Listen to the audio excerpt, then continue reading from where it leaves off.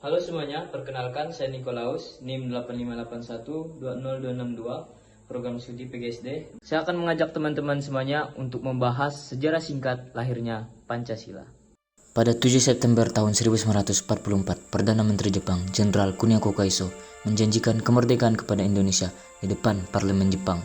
Janji ini dikeluarkan karena posisi Jepang semakin terdesak dalam Perang Asia Timur Raya melawan Sekutu. Pada 1 Maret tahun 1945, pemerintahan pendudukan Jepang di Jawa mengumumkan rencana pembentukan Dokuritsu Junbiku Sakai atau Badan Penyelidik Usaha-Usaha Persiapan Kemerdekaan Indonesia alias BPUPKI.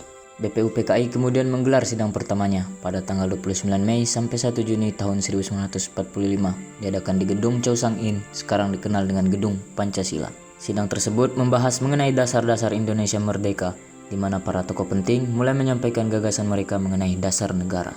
Di hari pertama sidang ada usulan dari Muhammad Yamin, yaitu 1. Peri kebangsaan, 2. Peri kemanusiaan, 3. Peri ketuhanan, 4.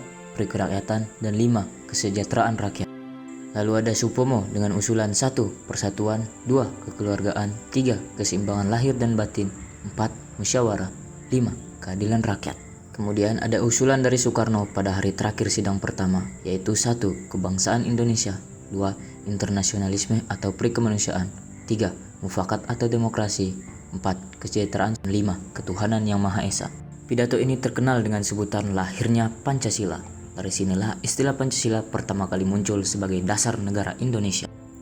Kemudian untuk menyempurnakan rumusan Pancasila dan membuat undang-undang dasar, maka BPUPKI membentuk sebuah panitia kecil yang disebut sebagai Panitia 9. Terdiri dari Insinyur Soekarno, Muhammad Hatta, Habikusno Cokro Sujoso, Agus Salim, Abdul Wahid Hasyim, Muhammad Yamin, Abdul Qahar Muzakir, Mr. Maramis, dan Ahmad Subadjo.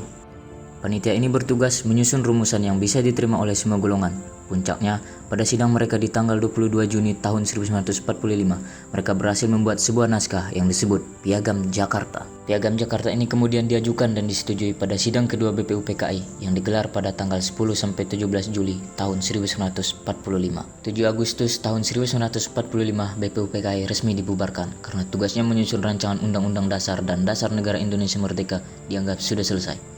Pada hari yang sama dibentuklah Panitia Persiapan Kemerdekaan Indonesia atau PPKI. Setelah melalui beberapa proses persidangan, ketika Indonesia memproklamasikan kemerdekaannya pada 17 Agustus tahun 1945, keesokan harinya PPKI menggelar sidang. Dalam sidang tersebut, PPKI mengesahkan Undang-Undang Dasar 1945 dan menetapkan Pancasila sebagai dasar negara Indonesia yang sah, dengan sedikit perubahan pada sila pertama menjadi Ketuhanan yang Maha Esa. Dari proses panjang ini, kita bisa melihat nilai-nilai Pancasila yang tercermin, nilai gotong royong dalam musyawarah para pendiri bangsa, nilai toleransi dan persatuan ketika mereka sepakat mengubah rumusan demi menjaga persaudaraan, serta nilai kebijaksanaan dan keadilan yang menjadi dasar berdirinya negara ini.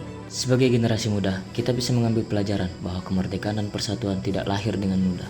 Nilai-nilai Pancasila tetap relevan sampai hari ini.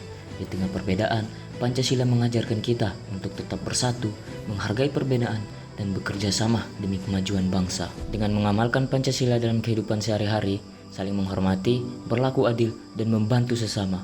Dengan begitu, semangat Pancasila akan terus hidup dalam diri kita sebagai generasi penerus bangsa.